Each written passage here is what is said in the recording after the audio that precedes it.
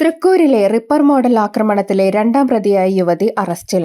തൃക്കൂർ നെല്ലിച്ചോട് ജിംനേഷ്യത്തിനു മുന്നിൽ യുവാവിനെ ചുറ്റിക കൊണ്ട് തലയ്ക്കടിച്ച് കൊലപ്പെടുത്താൻ ശ്രമിച്ച കേസിലെ രണ്ടാം പ്രതി മറ്റത്തൂർക്കുന്ന് സ്വദേശി നെടുമ്പാക്കാരൻ വീട്ടിൽ ജിസ്മി തെരേസ് ജോഷിയെയാണ് പുതുക്കാട് പോലീസ് അറസ്റ്റ് ചെയ്തത്.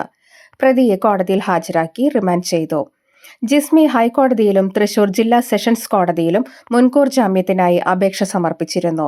എന്നാൽ കോടതികൾ ഇവരുടെ ജാമ്യാപേക്ഷകൾ നിരസിച്ച് ഉത്തരവിട്ടിരുന്നു.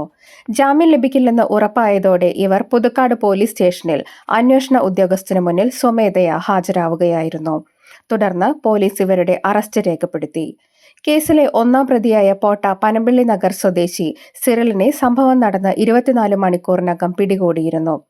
ആക്രമണത്തിൽ മരത്താക്കര പുഴമ്പള്ളം സ്വദേശി വെളിയംകുളങ്ങര വീട്ടിൽ ഡീനസ് ഡേവിസിനാണ് ഗുരുതരമായി പരിക്കേറ്റിരുന്നത്.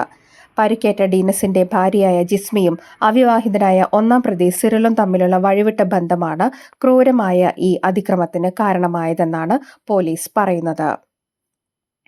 ഒരുമിച്ച് ജീവിക്കുന്നതിനായി ഇരുവരും ചേർന്ന് ഡീനസിനെ വധിക്കാൻ ആസൂത്രണം ചെയ്യുകയായിരുന്നു.